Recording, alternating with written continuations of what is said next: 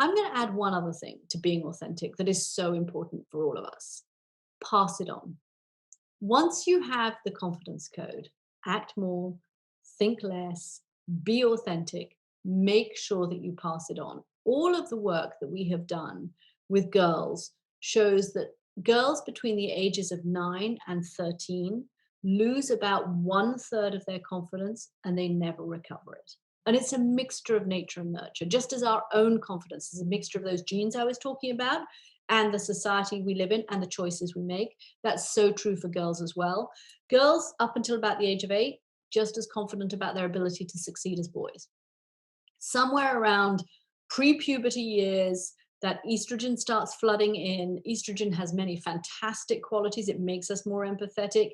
It makes us reach out to people, but it doesn't encourage risk taking. We know that testosterone, which at puberty boys are getting flooded with, encourages risk taking.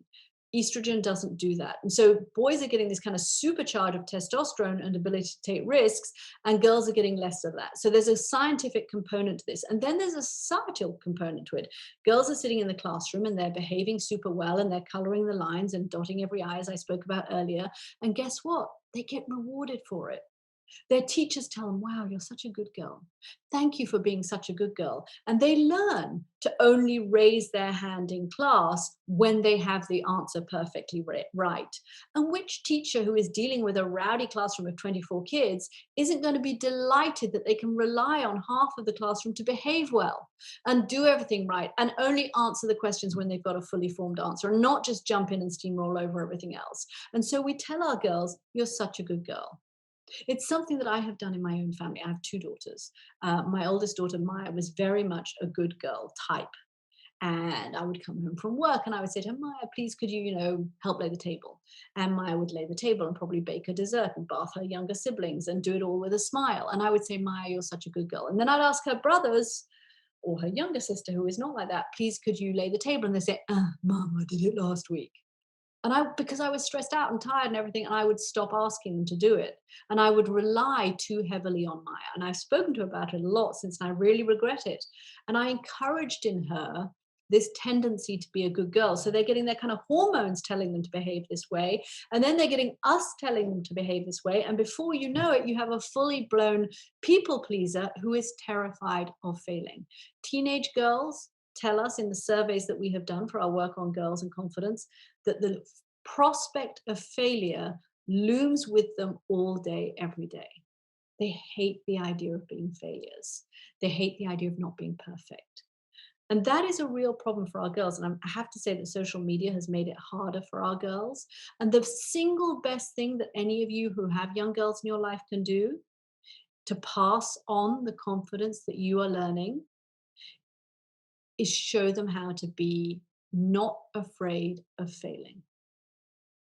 We're better placed to have our young girls screw up than in the safety of our own home. We're better placed to teach them that everybody's going to fail. So just realize it is part of the human condition and find a way to get over it and move on.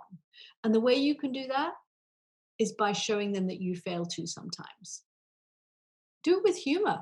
Something goes wrong at work. You mess something up. Talk about it with them.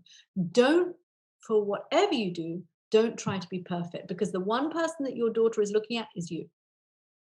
The one person that your niece is looking at, the young girl, the person you mentor, even your mentee at work, they are looking at you as their role model. Show them that it's not about being perfect, because if you try to be perfect, you will be terrified of failing. You will give yourself a psychological beating up about failing. And so then you will stop taking risks. So act more, think less, be authentic, and then pass it on. That is the best gift that we give to our girlfriends. It is certainly the best gift that we can give to our daughters and the girls in our lives, because if we want to build a generation of confident women, we need to start by building a generation of confident girls. And that is the confidence code.